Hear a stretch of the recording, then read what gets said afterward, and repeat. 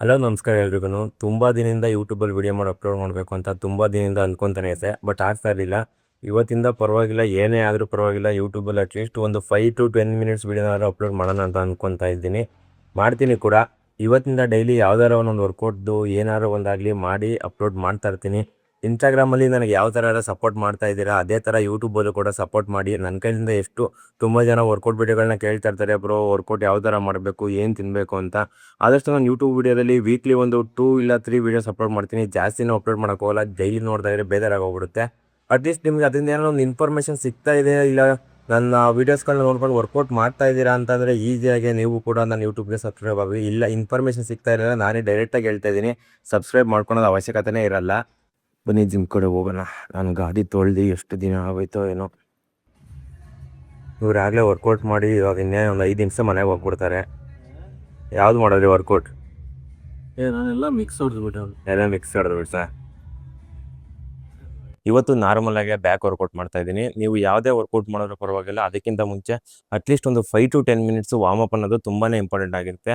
ಏನಕ್ಕೆ ಹೇಳ್ತೀನಿ ಅಂದರೆ, ಸುಮಾರು ಜನ ಸ್ಟಾರ್ಟಿಂಗ್ ಬಂದ್ಬಿಟ್ಟು ವೆಯ್ಟ್ ಲಿಫ್ಟ್ನ ಜಾಸ್ತಿ ಮಾಡೋಕೆ ಹೋಗ್ತಾರೆ. ನಿಮ್ಮ ಮಸಲ್ಗೆ ಯಾವುದೇ ರೀತಿ ಒಂದು ಟೆನ್ಷನ್ ಕೊಟ್ಟಿರಲ್ಲ. ಡೈರೆಕ್ಟಾಗಿ ಹೆವಿ ವೆಯ್ಟ್ ಲಿಫ್ಟ್ ಮಾಡಿದಾಗ ಇಂಜುರಿ ಆಗೋ ಚಾನ್ಸಸ್ ತುಂಬಾ ಇರುತ್ತೆ.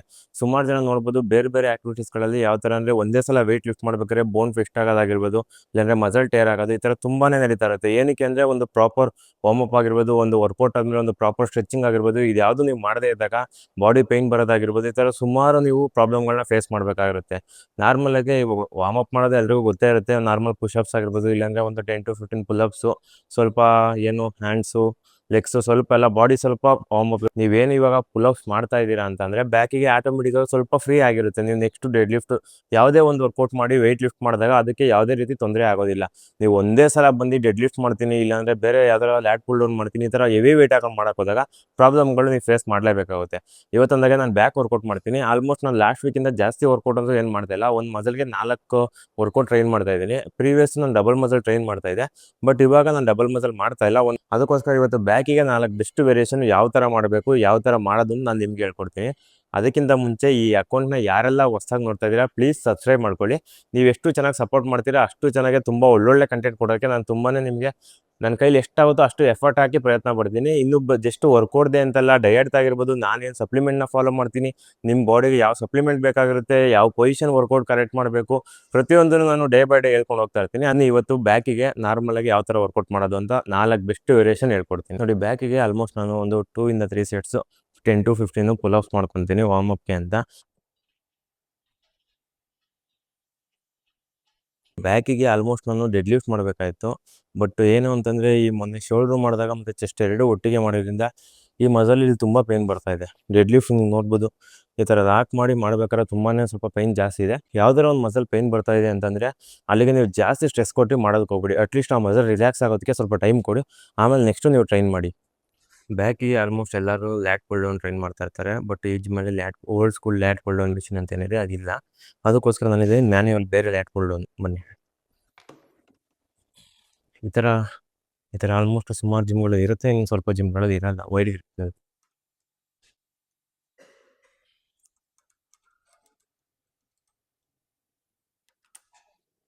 ಲ್ಯಾಟ್ ಪುಲ್ ಡೌನಲ್ಲಿ ನೀವು ವೆಯ್ಟ್ ಜಾಸ್ತಿ ಹಾಕೊಂಡು ಹೊಡಿಬೋದು, ನಿಮ್ಮ ಬಾಡಿ ವೆಯ್ಟ್ಗಿಂತ ಜಾಸ್ತಿನೇ ಹಾಕೊಂಡು ಪುಷ್ ಪುಲ್ ಮಾಡ್ಬೋದು.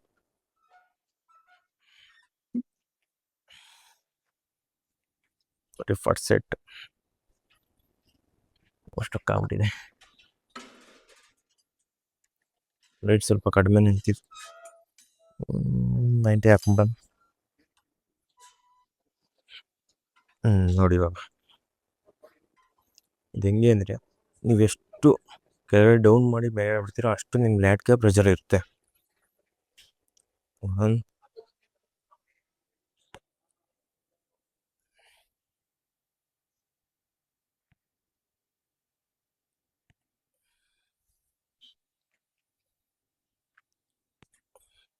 7 8 9 10 11 12 13 14. ಸುಮಾರು ಜನ ಏನು ಮಾಡ್ತಾರೆ ಅಂದರೆ, ನೀವು ಆ ಡೌನ್ಗೆ ಹೇಳಿದಾಗ ಫುಲ್ ಹಿಂದೆ ಹೋಗಿ ಮಲ್ಕೊಂಡ್ಬಿಡ್ತೀರ. ಆ ಮಿಸ್ಟೇಕ್ನ ಮಾಡೋಕ್ಕೆ ಹೋಗ್ಬಾರ್ದು ಯಾವತ್ತೂ. ಸೆಕೆಂಡ್ ರೌಂಡ್ಗೆ ನಾನು ಆಲ್ಮೋಸ್ಟ್ ಫುಲ್ ವೆಯ್ಟ್ ಹಾಕೊತೀನಿ. 100 kg ಇದೆ ಲಾಸ್ಟ್. ಕೆಲವೊಂದು ಜಿಮ್ಗಳಲ್ಲಿ ಇದ್ರ ಮೇಲೆ ಇನ್ನೂ ಎಕ್ಸ್ಟ್ರಾ ಪ್ಲೇಟ್ ಹಾಕೊಂಡು ವೆಯ್ಟ್ಗಳನ್ನ ಹಾಕೊಂತಾರೆ, ಬಟ್ ಇದರಲ್ಲಿ ಇಲ್ಲ, ಅದು ಕೂಡ ಮಾಡೋದಕ್ಕಾಗಲ್ಲ.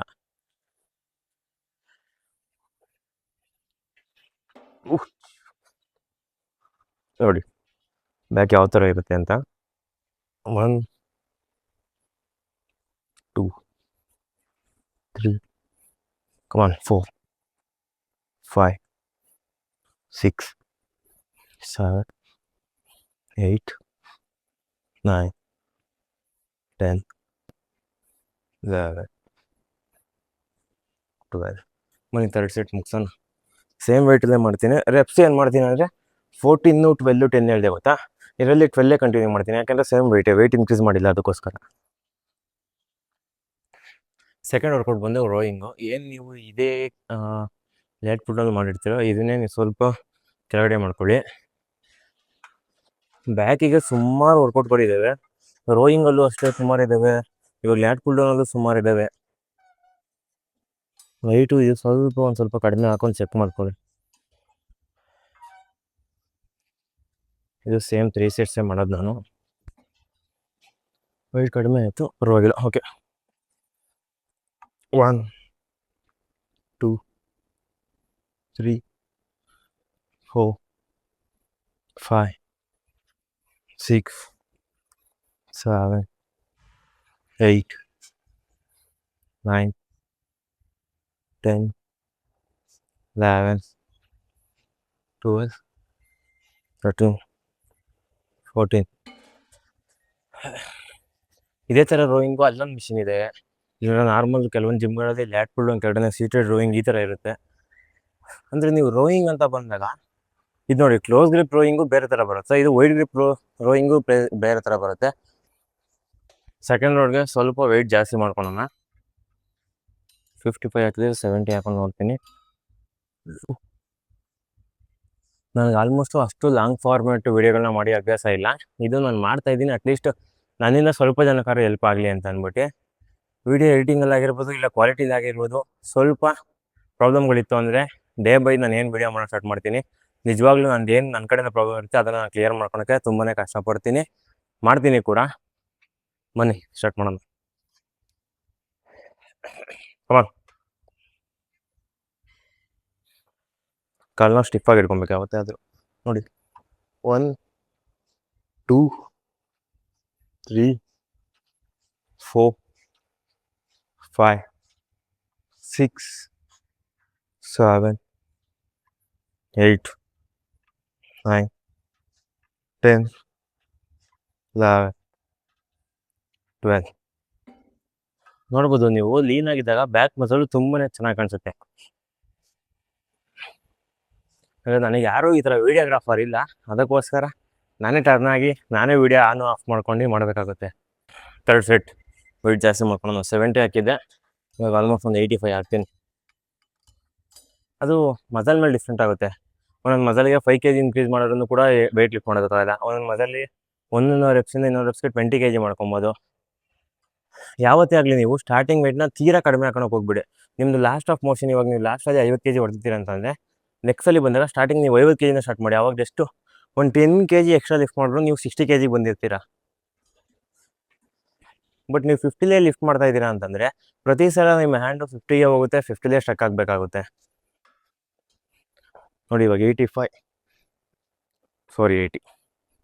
2 3 4 5 6 7 8 9 10.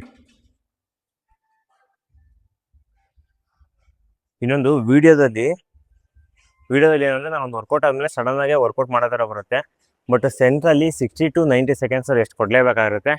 ನಾನೇನು ಸ್ಪೀಡಾಗಿ ಮಾಡಿದೆ ಅಂತ ನೀವು ಹಂಗೆ ಮಾಡೋದಕ್ಕೆ ಹೋಗಬೇಡಿ. 3rd workout rope full over. ನಾನು ಇವಾಗ ಏನು ಬ್ಯಾಕ್ ವರ್ಕೌಟ್ ಮಾಡ್ತಾ ಇದ್ದೀನಿ, ಇದನ್ನು ಬಿಗಿನರ್ಸು ಈಸಿಯಾಗಿ ಮಾಡ್ಬೋದು.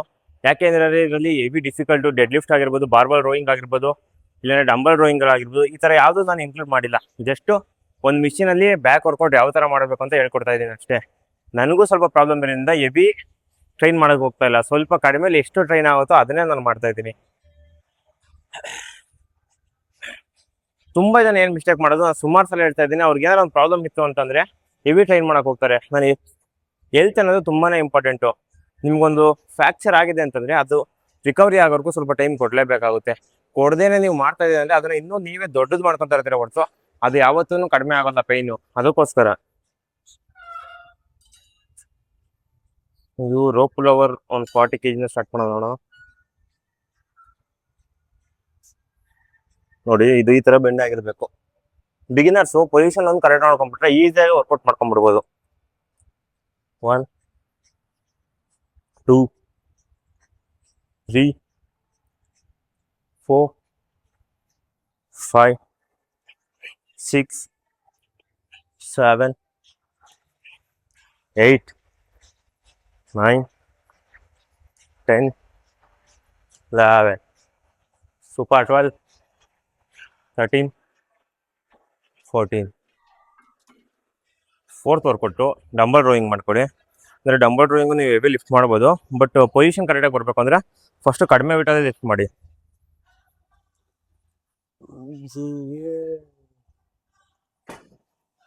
ನೋಡಿ, ನಾರ್ಮಲಾಗೆ ನಾನು ಒಂದು 25 ತೊಗೊತೀನಿ.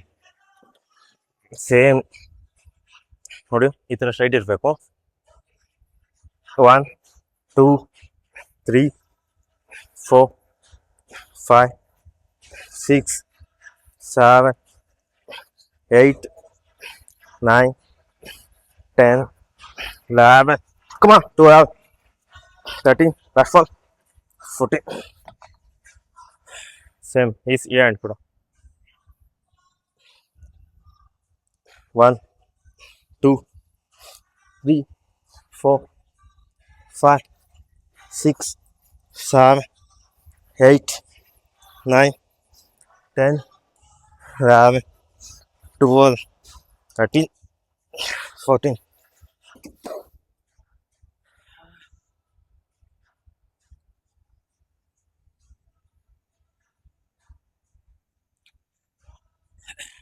ರೋಯಿಂಗ್ನ 3 ಸೆಟ್ ಮಾಡಿ ಇಲ್ಲಿಗೆ ಬ್ಯಾಕ್ ಟು 4 ವೇರಿಯೇಷನ್ ಏನಿದೆ ಅದು ಕಂಪ್ಲೀಟ್ ಮಾಡಿದ್ದೀನಿ. ಲಾಸ್ಟಲ್ಲಿ ಬೇಕಾದ್ರೆ ಪುಲ್ ಆಫ್ಸ್ ಮಾಡ್ಕೊಳ್ಳಿ, ಒಂದು 20 to 30 ಪುಲ್ ಆಫ್ಸ್ ಮಾಡ್ಕೊಂಡು ವರ್ಕೌಟ್ನ ಎಂಡ್ ಮಾಡಿ. ಫ್ಯಾಟ್ ಲಾಸ್ ಮಾಡ್ತಾ ಇದ್ರೆ ಒಂದು 20 to 30 ಮಿನಿಟ್ಸು ಇನ್ಕ್ಲೈನ್ ಕಾರ್ಡಿಯೋ ಮಾಡಿ. ಸ್ವಲ್ಪ ನೀವು ಆ್ಯಪ್ಸ್ ವರ್ಕೌಟ್ ಮಾಡೋಂಗಿದ್ರೆ ಮಾಡಿ, ಪರವಾಗಿಲ್ಲ. ನಂತರ ಇವತ್ತು ತುಂಬಾ ಟಯರ್ಡು. ನೋಡೋಣ, ಈ ವೀಕಲ್ಲಿ ಏನಾದ್ರು ಪರವಾಗಿಲ್ಲ ಕಮ್ಬ್ಯಾಕ್ ಮಾಡಬೇಕು. ನೆಕ್ಸ್ಟ್ ಮಂಡೆಯಿಂದ ನಾನು ಏನು ಫಾಸ್ಟಲ್ಲಿ ವೆಯ್ಟ್ಸ್ ಹೊಡಿದಿದೆ ಅಷ್ಟೇ ವೆಯ್ಟ್ಸ್ ಹೊಡಿಬೇಕು ಅಂತ ಮೈಂಡಲ್ಲಿ ಫಿಕ್ಸ್ ಆಗಿದೆ. ಆದಷ್ಟು ಟ್ರೈ ಮಾಡ್ತಾ ಇದ್ದೀನಿ. ಈ ವಿಡಿಯೋ ಇಷ್ಟ ಆಗಿತ್ತು, ಮುಂದೆ ಇನ್ನೂ ಹೆಲ್ಪ್ಫುಲ್ ವೀಡಿಯೋಗಳು ನಿಮಗೆ ಬೇಕು ಅಂತಂದರೆ ಇನ್ನೂ ನನ್ನ ಅಕೌಂಟ್ನ ಯಾರ್ಯಾರು ನೋಡ್ತಾ ಇದ್ದೀರಾ ಪ್ಲೀಸ್ ಒಂದೇ ಒಂದು ಸಬ್ಸ್ಕ್ರೈಬ್ ಮಾಡ್ಕೊಳ್ಳಿ. ಬಾಯ್ ಬಾಯ್, ಟೇಕ್ ಕೇರ್. ನೆಕ್ಸ್ಟ್ ವಿಡಿಯೋದಲ್ಲಿ ಸಿಗೋಣ. All the best for body building.